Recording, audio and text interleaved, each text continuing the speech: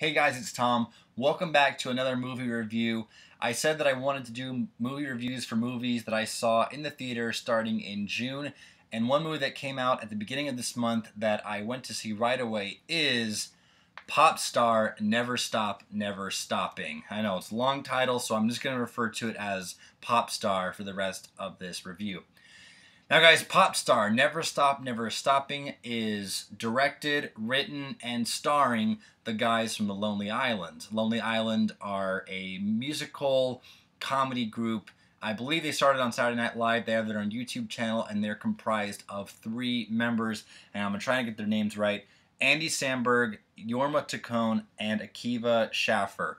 These guys, they formed the group Lonely Island. They have a massive following on YouTube, and this is their second movie, I believe. They also made the comedy Hot Rod back in 2007, which I love. It's actually one of my favorite comedies probably that I've ever seen.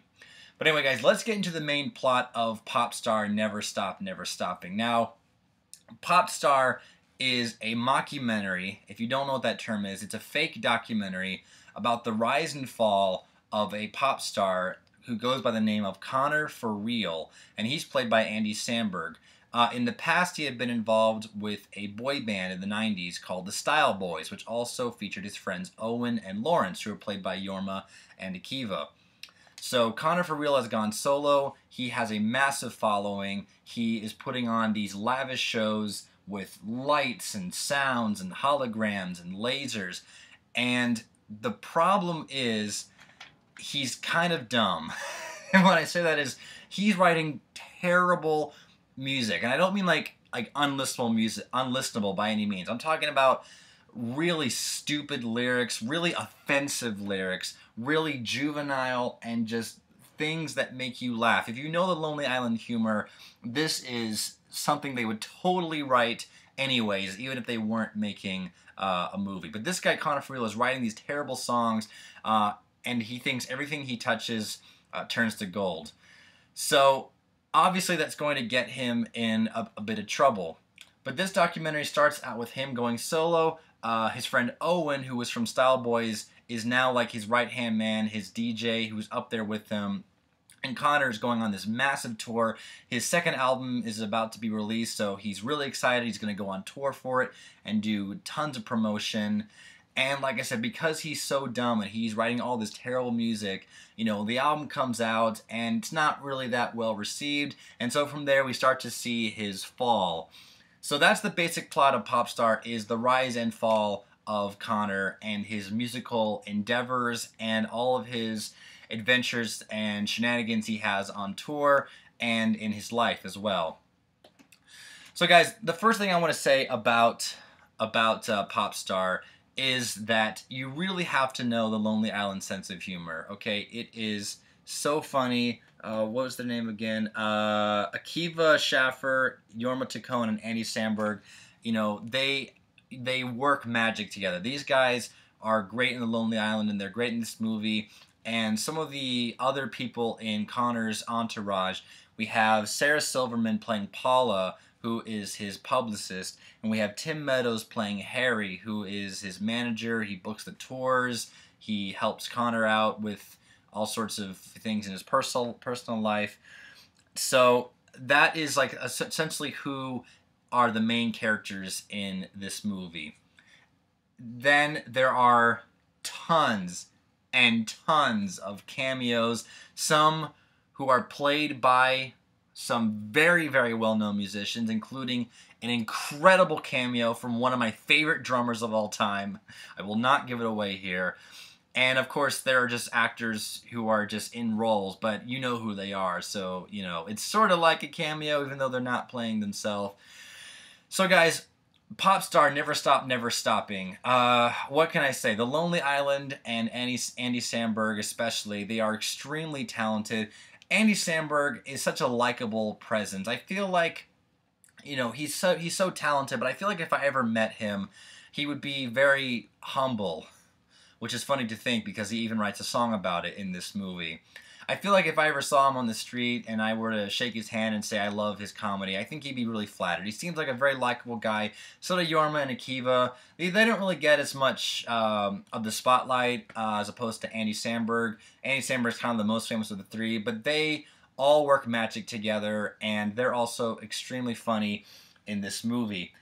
Now, as I mentioned, the Lonely Island are really talented, not only with coming up with these songs, because I believe they wrote most, if not all of them, but some of the humor they are able to duke out, and, not just, funny jokes, but also there's a lot of parodies of other artists, primarily Justin Bieber, Justin Timberlake, so many other, even a very, very funny reference to U2 and them releasing their album on iTunes. The way they do it is kind of clever, and I didn't notice it at first, but when I noticed it, I was just like, that was brilliant. There's just so many great jokes, and the parodies that they have. I'm a big musician fan, as you can see by my Beatles shirt and my Beatles and music posters up there. So the jokes I thought about those musicians, or the parodies, I thought really worked. I thought they really did their homework and were really funny.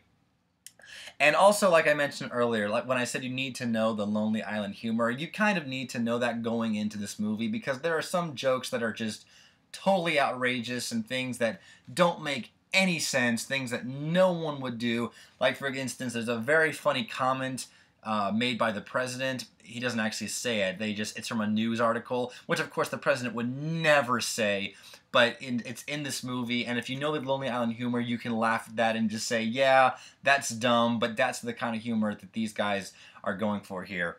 And unfortunately, that can lead to one of my biggest problems with this movie.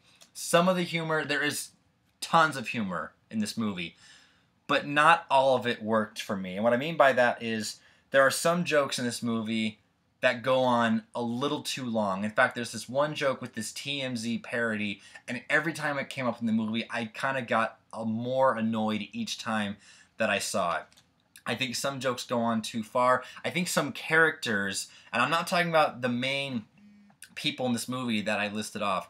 Some characters in this movie, they come back and I'm getting a little bit more annoyed with their with their screen presence. And also, there are some things that happen in this movie, some events that happen, and some things that happen in this movie that just kind of came out of left field. That I kind of just have to deal with it. And there are also some things in this movie that they are resolved. I'm putting that in air quotes because some conflicts that come in the movie, they go away. They're never mentioned again.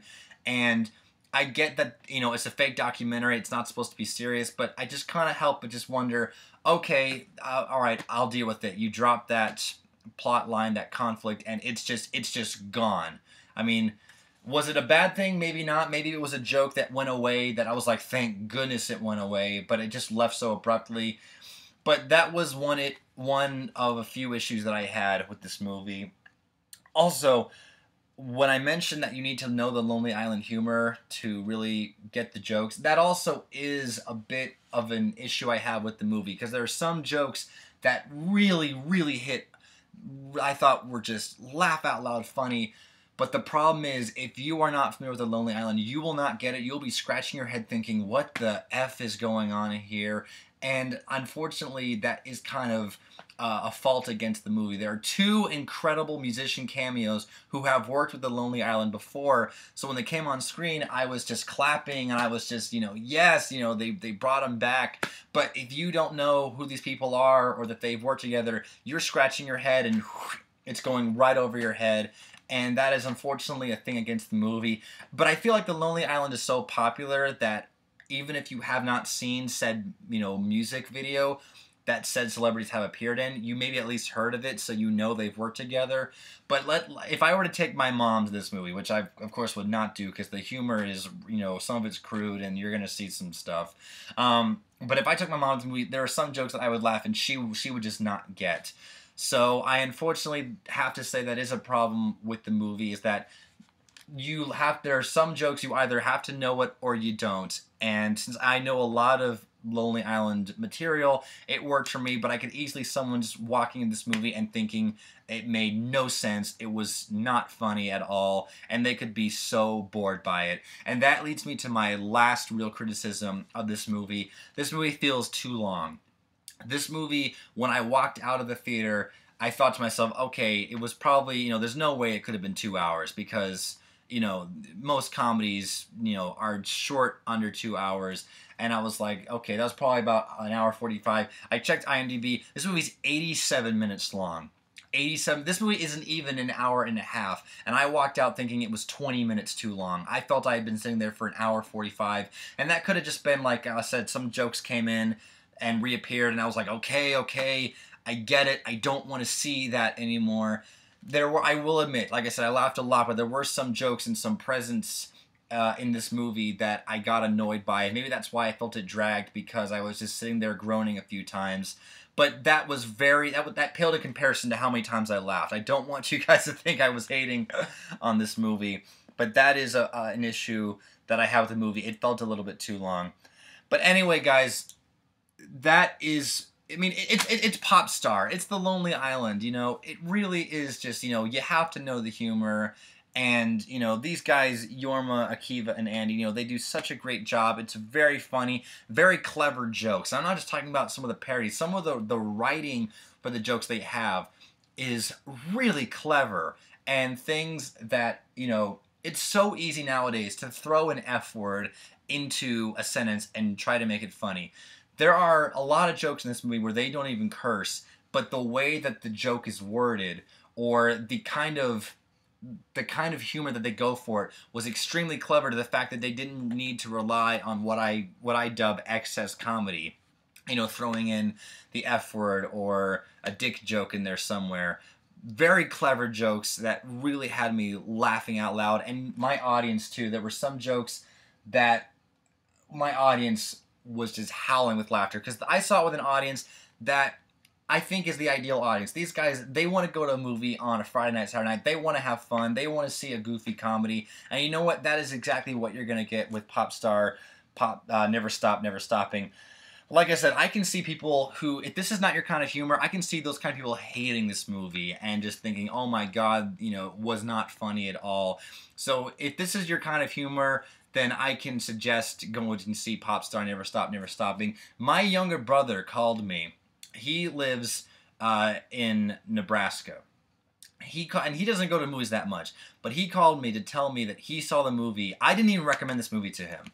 Not because I thought it was bad. I just didn't tell him about this movie. But he found out about this movie, and he went to go see it, and he called me to tell me how much he liked it, and told me that I needed to go see it.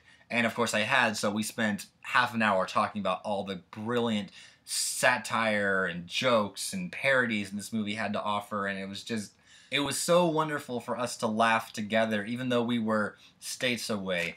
So guys, those are my thoughts on Popstar Never Stopping. So in the end, I'm going to give Popstar Never Stop, Never Stopping 3 out of 5 Pop Stars. That's right, guys, 3 out of 5 Pop Stars, and you can see my amazing attempt at drawing stars. So anyway, guys, that's my review of Popstar Never Stops, Never Stopping. It's a long title. If you've seen Popstar, what did you think of it? Let me know in the comments below, and also let me know if you have any favorite Lonely Island music videos. They made tons. It's hard to pick a favorite, but there's so many that I love, and I really hope they continue to make more. And yeah, what can I say? It's Popstar by the Lonely Island. If you like the Lonely Island, go see it. If you don't like the Lonely Island, then don't go see it. I shouldn't be saying that. Well, you guys get the point. So let me know all that down below, guys. Subscribe for more movie reviews. I will have some more coming up in the near future. And like this video as well. And let me know if there's anything that you want to see me talk about very soon. Guys, thank you so much for watching. My name is Tom Rutia, and I will see you all very soon.